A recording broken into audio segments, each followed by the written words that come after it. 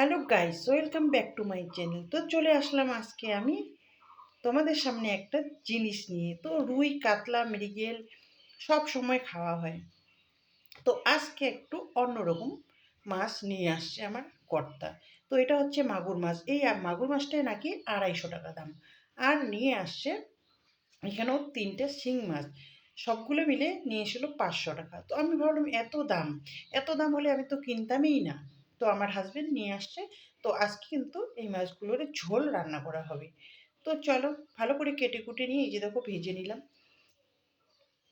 ভেজে নিয়ে দিয়ে আর মশমশা করে আমি একটু মাছ ভাজি সব মাসেই। তো মাছের ঝোল রান্না করবো আজকে, শিং মাছের ঝোল রান্না করার জন্য নিয়েছি রসুন, নিয়েছি কাঁচা লঙ্কা, নিয়েছি পেঁয়াজ কুচি, আর যা যা লাগে সব কিছু নিয়েছি। আর এই যে এবার কিন্তু মাছের ঝোলটা করে নেব। তো এই যে দেখো মাছের ঝোল আমার একদম রেডি। উপর দিয়ে কটা ধনেপাতা ছড়িয়ে দিয়েছি। তো দেখো মাছের ঝোলটা আজকে কিন্তু শিং মাছের ঝোল দিয়ে ভাত খাবো। তারপর এই যে তুলে নিয়ে আসলাম বাড়ির থেকে ধনেপাতা। ধনেপাতার আজকে হবে পকোড়া। আর এখানে কিন্তু বাঁধাকপি বেসন একটু মেখে রেখেছি। আর তার উপর দিয়ে দেবো ধনেপাতাগুলো কুচি কুচি করে কেটে।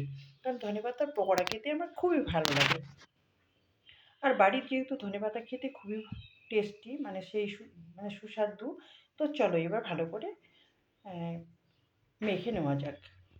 তো এই যে দেখো আমি ভালো করে বেসন আর বাঁধাকপি দিয়ে মাখানো আছে সেটার সঙ্গে ভালো করে একসাথে মেখে নিচ্ছি। ছোট ছোট করে পকোড়া বানাবো। তো এই যে দেখো, এই যে পকোড়া আমি বানিয়ে নিলাম। তো আজকের ভিডিওটা ছিল এখান থেকে। যদি ভালো লেগে থাকে লাইক কমেন্ট শেয়ার করবেন। টাটা।